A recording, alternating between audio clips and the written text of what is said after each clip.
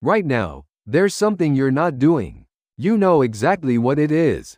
The email, the form, the phone call, the project that's been sitting there, quietly rotting, for days. Maybe weeks. You've thought about it so many times that thinking about it has started to feel like doing it. It isn't. And here's the part that should bother you. You're going to hand that task to someone else. Someone who didn't agree to it. Someone who's going to wake up one day, find it dumped on their desk, and have no choice but to deal with it. That person is you, a future version of you. And by the end of this video, I'm going to show you that person's face in a mirror. Because what neuroscientists discovered about that face is genuinely disturbing. But let's start with the lie you've been told your whole life. The lie is this: you procrastinate because you're lazy. Lazy, undisciplined, weak-willed, bad with time. You've probably called yourself at least one of those this week. And every productivity guru on the internet agrees with you. They just sell you a planner to fix it. There's only one problem. It's wrong. Almost completely wrong. Because if procrastination were really about laziness, it would be simple to explain. Lazy people avoid work, but procrastinators don't avoid work. They swap it. Watch what actually happens. You sit down to write the report, and suddenly your apartment has never been cleaner. You reorganize a drawer. You answer emails you've ignored for a month. You do everything except the one thing. That's not laziness. Laziness is doing nothing. This is doing anything. Anything at all, to escape one specific feeling. And that's the first clue. Here's what the research actually says. And it flips the whole thing on its head. Procrastination isn't a time management problem. It's an emotion management problem. Two researchers, Fuchsia Saroy and Tim Pitchell, laid this out clearly. When you put something off, you're not avoiding the task. You're avoiding how the task makes you feel. Think about the thing you're avoiding. You're not avoiding it because it's hard. You're avoiding it because it makes you feel something unpleasant. Boredom, anxiety, self-doubt, the fear that you'll try and it won't be good enough. Your brain runs into that wall of bad feeling, and does what brains are built to do. It looks for the exit. And procrastination is the exit. It works. The instant you decide, I'll do it later, the bad feeling vanishes. Relief floods in. You feel better. That's the trap. Procrastination isn't a failure of self-control. It's a strategy. A really, really effective one, for about 10 minutes. You're trading away your entire future for 10 minutes of feeling okay right now. Which raises the obvious question. If it feels so good now and so terrible later, why does your brain keep falling for it? Why doesn't it learn? To answer that, we have to go inside your skull and meet the two people fighting in there.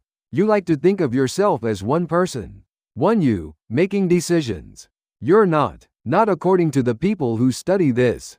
Inside your head, there are at least two of you. And they hate each other. The first one, let's call him Present You, wants one thing. To feel good now. He's the one in charge at 11 p.m. When you say, I'll start fresh tomorrow, early, with coffee, fully focused. Present You makes that promise easily, generously, beautifully. Because Present You knows he's not the one who has to keep it. The one who has to keep it is Tomorrow You.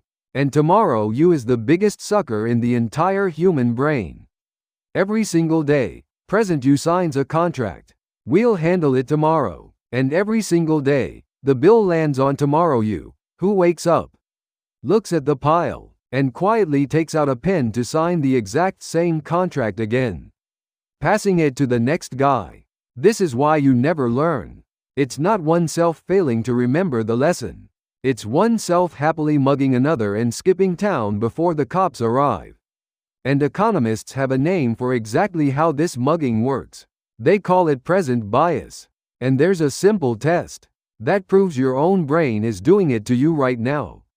Here's the test. 2 questions. Question 1. Do you want $100 today, or $110 tomorrow?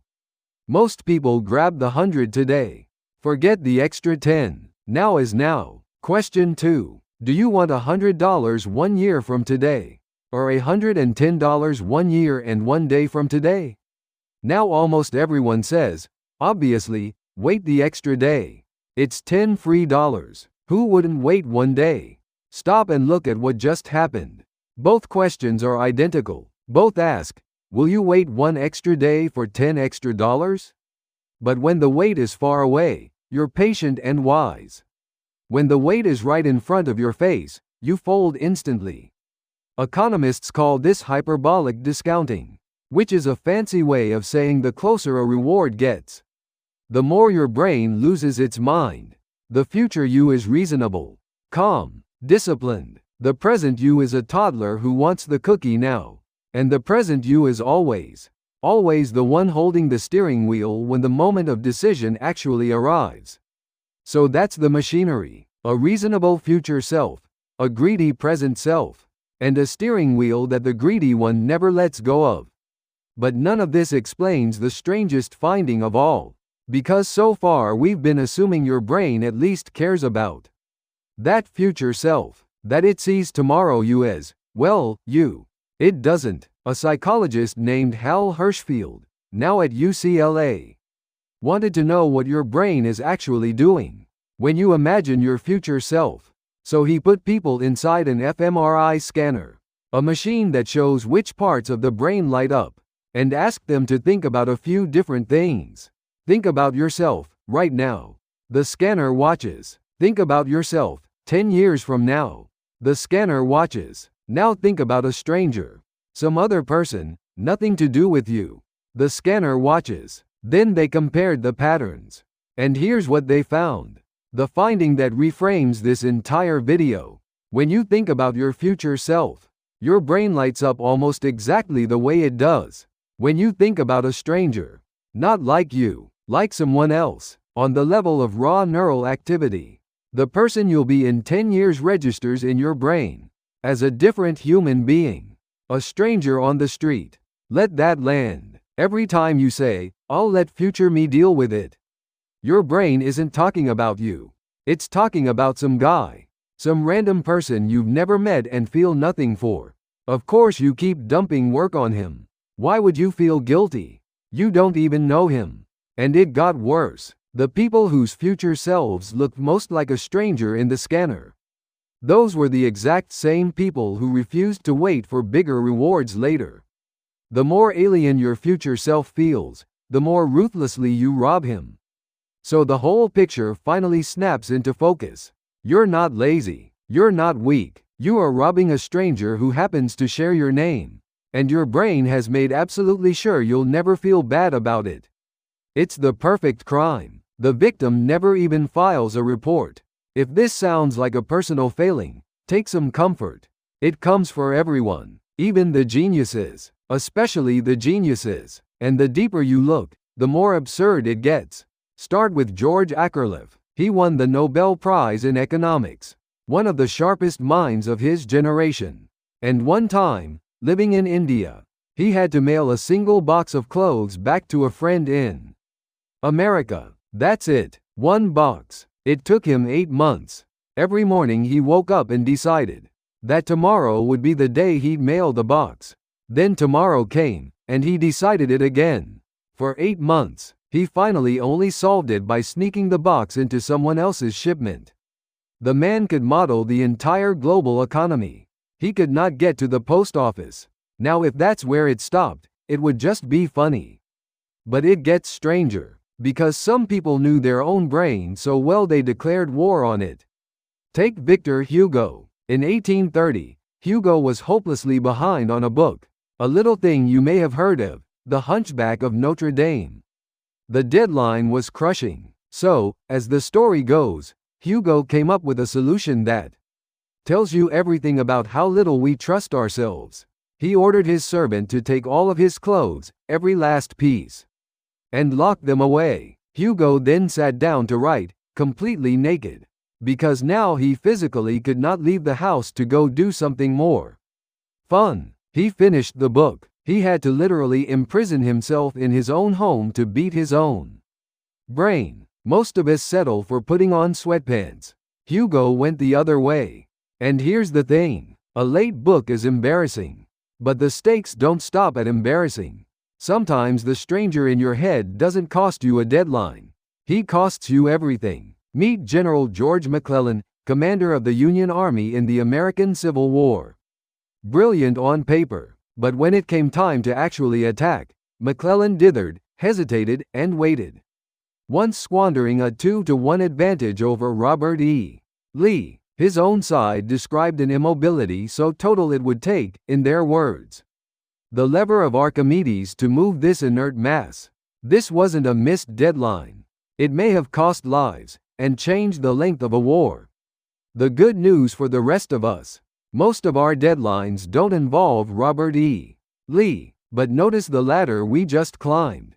A Nobel laureate beaten by a single box. A literary titan who had to strip naked to win. A general who may have lengthened a war. Same stranger, same brain, every single time. So what hope do you and I have? Actually, more than you'd think. Because once you understand the real enemy, you can fight the real fight. Here's the mistake almost everyone makes. They think the cure for procrastination is more willpower. Try harder. Be more disciplined. White knuckle it. But you've seen the problem now.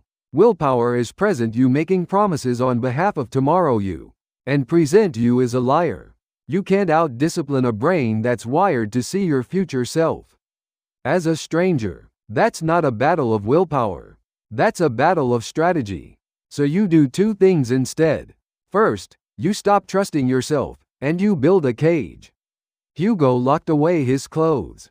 A psychologist named Dan Ariely found that students who were forced to set their own early deadlines did dramatically better than students who kept the freedom to do it all at the end.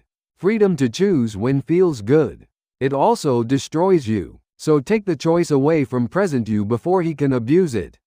Set the hard deadline. Block the website. Hand someone your phone. Build the cage while you're still the reasonable one. Second, and this is the real key, you introduce yourself to the stranger. Remember Hirschfeld? He didn't stop at the scanner. He showed people a digitally aged photo of their own face. Wrinkles, gray hair, the works. Their actual future self, staring back at them. And the people who saw that face chose to save nearly twice as much money for retirement. Nothing changed except one thing. The stranger got a face.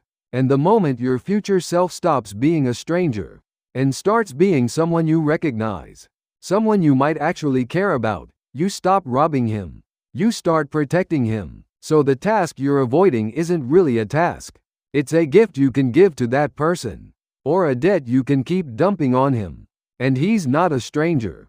He's the one who has to live inside the consequences of every later you've ever said. At the start, I told you I'd show you the face of the person you keep handing your unfinished life to. Here it is. Look up. Find a mirror, a black phone screen, anything that reflects.